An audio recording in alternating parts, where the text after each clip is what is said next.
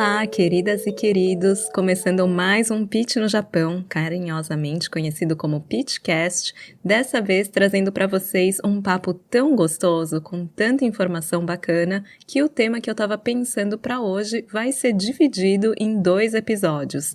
A minha convidada é a queridíssima Tata Meraki, brasileira que mora em Kyoto, que eu não lembro exatamente se eu conheci pelo Instagram ou se foi pelo Roberto Maxwell, que é o meu parça que vocês já conhecem. A ideia inicial seria falar da cultura de trabalho no Japão, mas a Tata tem tantas histórias legais para dividir com a gente que nessa primeira parte da conversa o foco é a vinda da Tata ao Japão como estudante e na trajetória dela até conquistar uma posição de trabalho numa das empresas japonesas mais bem conceituadas quando falamos de chá verde.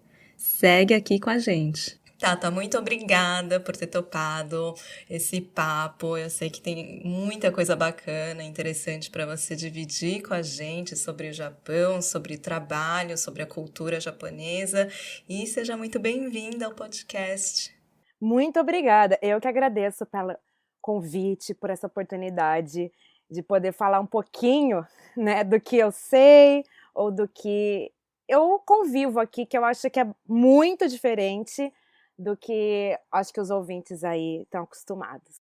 Com certeza. Bom, Tata, fala de você, como que você veio parar aqui no Japão? Você já está aqui morando em Kyoto, né, há alguns anos, e sei que você conseguiu uma bolsa de estudos, estudou aqui e hoje trabalha em Kyoto. Então, conta um pouquinho dessa sua trajetória e como que você veio parar por aqui. Bom, a minha história com o Japão começa, acho que quando eu nasci. Porém, eu não sou descendente. Pois é, né? Acho que o pessoal vê pelo seu sobrenome Meraki, né? Acha que é descendente, mas você é descendente de gregos. Gregos, portugueses, espanhóis. É uma mistura, né? Como um bom brasileiro, tem uma mistura ali. Mas nessa mistura toda não existe o sangue japonês. Porém, o meu coração é japonês. Eu nasci, cresci em Apucarana, naquela região, Apucarana Londrina, que é uma região do norte do Paraná, de produtor de café.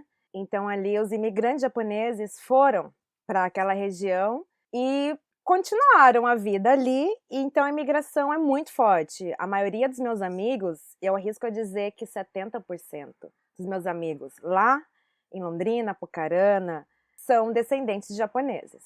E ainda lá, eu acho que também é a mesma coisa como na Liberdade, em São Paulo, que é mais forte ainda, mas ainda a cultura está preservada, né? Então, desde criança, eu frequentava a casa dos meus amigos descendentes e eu podia comer a comida japonesa que as mães preparavam. Eu ia nos matsuris, saudosas festas japonesas. Na minha cidade também tem muitas cerejeiras plantadas. Então, era um clima de Japão ali. Mesmo que no Brasil, mesmo que só um pouco, mas era muito forte, ainda para mim isso. E eu comecei a perceber que eu me interessava muito por tudo isso. Eu acho que quando você tem as primeiras memórias, né, quando você é criança, você tem as memórias que te marcam. Então isso me marcou, me influenciou muito. Depois eu acabei indo estudar jornalismo, trabalhei como jornalista por mais de 10 anos. Aí depois que eu me formei, eu fiquei 1 ano só trabalhando, só que eu senti saudades. Eu gosto muito de estudar, e eu senti falta de estudar alguma coisa. Então eu pensei, o que eu vou fazer dessa vez, né? O que eu vou estudar? Aí eu pensei, voltei para as minhas origens e falei, o que eu gostava quando eu era criança? O que me influenciava? O que ficou marcado para mim? E aí eu falei, Japão. Eu pensei em estudar o taiko, que é aquele tambor, né, tradicional japonês. Eu gosto muito de música. Só que, como eu trabalhava em período integral, não ia dar tempo, porque as reuniões eram no meio da tarde, então eu não ia conseguir praticar. Aí eu pensei em culinária japonesa. Só que eu gosto muito, muito de letras, de palavras, de literatura. Além de gostar de contar boas histórias, eu gosto de escrever boas histórias, de ler boas histórias. E aí juntou essa vontade de estudar com aquela coisa que me marcava desde a infância, com a minha paixão por letras, literatura, palavras, linguagem. O que saiu disso? Língua japonesa. Aí eu fui estudar numa escola de idiomas da Universidade Federal do Paraná. E era uma vez na semana, 2 vezes na semana, 1 hora. E eu achei que, legal, muito difícil no começo, mas eu vi que era isso mesmo, eu tinha esse interesse pela língua japonesa. Só que para terminar esse curso, eu ia levar 8 anos para falar mais ou menos japonês, nesse ritmo. Eu falei, não, eu quero uma coisa mais rápida. Eu falei, bom, gosto de letras, gosto de literatura, quero aprender japonês. Existe um curso de letras japonês à noite, na Federal do Paraná. Então aí foi o perfeito para mim, porque eu poderia trabalhar de manhã, de tarde e à noite ir para a faculdade. E aí eu prestei um vestibular depois de 10 anos que eu tinha feito o último vestibular. Eu não estudei nada. Eu não sei como eu passei, mas eu passei.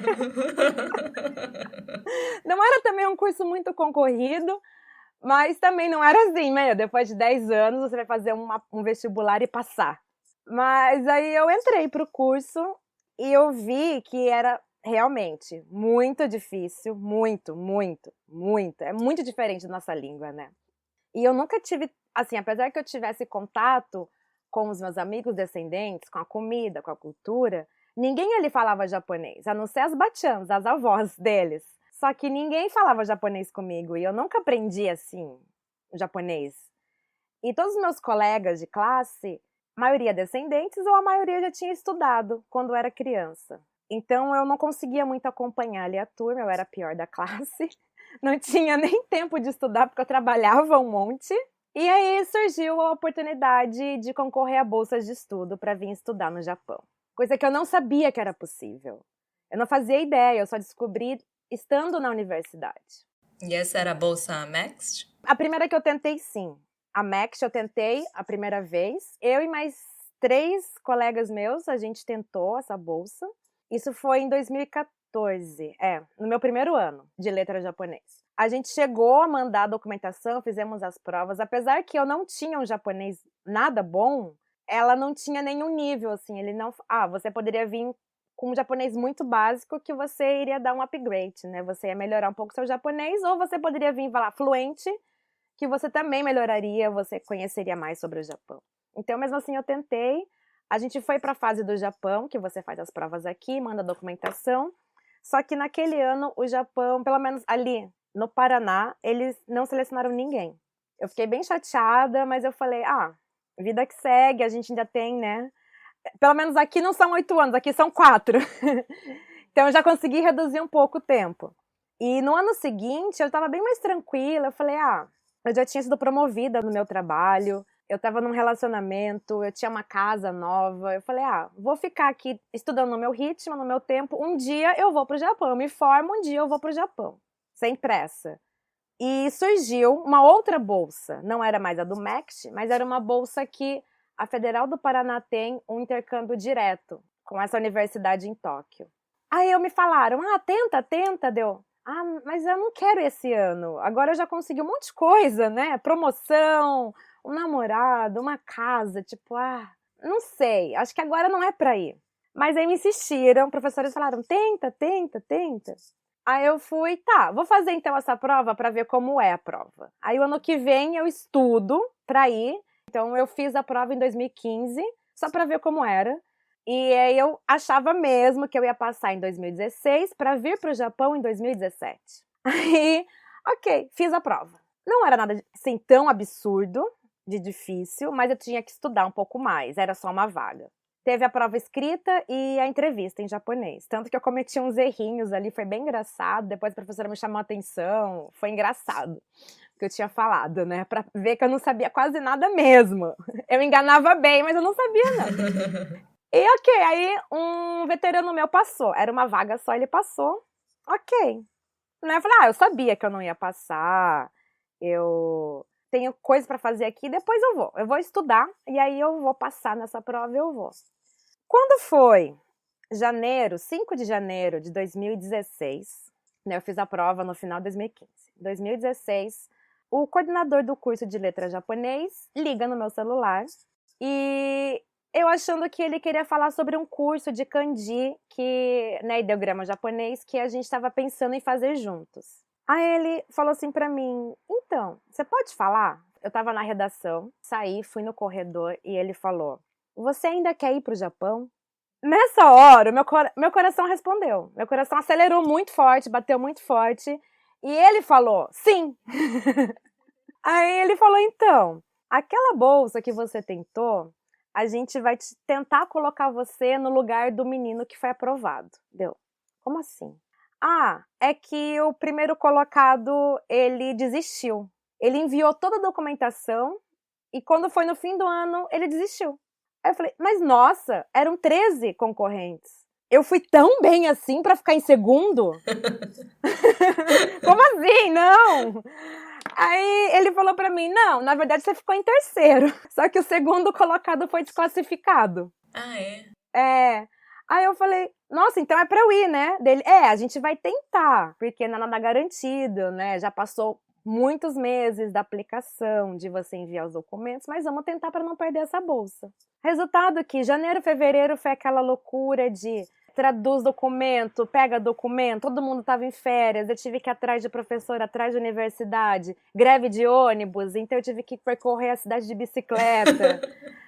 Tudo. Foi tudo, fazer exame médico e preparar minha vida, porque eu tava com tudo ali, né, aparentemente sólido. Então eu tive que dar um jeito, o que vai acontecer com a minha casa? Ah, no meu emprego tive que pedir as contas, tive que dar tchau pro menino que eu tava. E o certificado de elegibilidade, que é um documento que o governo, né, emite para você poder tirar o visto, ele chegou numa sexta-feira de manhã no Brasil. Consulado só fazia esses trâmites de manhã, ali o de Curitiba, onde eu estava. Então eu fui buscar esse documento na casa do meu coordenador na hora do almoço, na sexta-feira. E como o consulado só fazia de manhã os trâmites do visto, eu tive que ir na segunda-feira de manhã. Mas também sai na hora, é bem rápido. Então, eu fui na segunda-feira de manhã, esperei lá um tempinho, peguei o meu visto, aquele selo de cerejeira lindo que tá assim no... Ai, aquilo eu ficava assim, nossa, como eu sonhei com esse visto japonês, como eu sonhei com essas cerejeiras aqui, rosas lindas, piscando no meu passaporte. E na quarta-feira eu embarquei. Assim? Gente! Eu comprei o pacote Japão com emoção em dobro. Combo extra de emoção pro Japão. Gente, em 2 dias. Foi. Eu já estava meio que preparada, com mala arrumada. Eu tinha férias no meu trabalho, então eu consegui pedir essas férias, né, para organizar tudo. Na verdade, eu organizei em menos de um mês, eu organizei em 2 semanas, tudo. E quando eu fui ver, eu já estava no aeroporto, embarcando, sabendo que minha vida ia mudar completamente. Uau! E essa bolsa era uma bolsa de 1 ano? Era a bolsa de 1 ano em Tóquio. E quando eu cheguei na primeira semana, eu já vi que eu estava amando o Japão, que 1 ano seria muito pouco para mim, que eu queria ficar mais. E foi durante aquele ano inteiro que eu fiquei pensando, como é que eu faço para ficar aqui mais? Como é que eu faço? Como é que eu faço? A minha bolsa vai acabar, o que eu vou fazer da minha vida? E aí eu fui perguntando para várias pessoas. Da mesma forma que eu não sabia que existia a possibilidade de uma bolsa para o Japão, eu também não fazia ideia que eu poderia continuar aqui no Japão. Só que essa bolsa iria terminar de qualquer forma. Eu teria que continuar por conta própria, com meu próprio dinheiro. Ou voltar para o Brasil, tentar uma bolsa de novo e vir. O que seria bem mais complicado, uma vez que eu já fui bolsista, né? E é sempre, eles prezam muito para distribuir bem as bolsas, para quem não teve oportunidade ir. Eu pensei nisso tudo, eu consultei a minha família, os professores que estavam, né, responsáveis pela minha bolsa, e também o pessoal aqui do Japão, e eles falaram que, ó, se você acha que é o melhor para o seu futuro, para os seus estudos, se você vê que tem um caminho aí, tudo bem você ficar, não precisa voltar. E eu falei, ok. E eu queria muito, eu morava em Tóquio, e eu queria muito, muito morar em Kyoto. A minha primeira viagem aqui no Japão, assim que eu cheguei, depois de 1 mês, foi para Kyoto. Alguma coisa me dizia, meu coração, ele que me dizia que eu tinha que vir para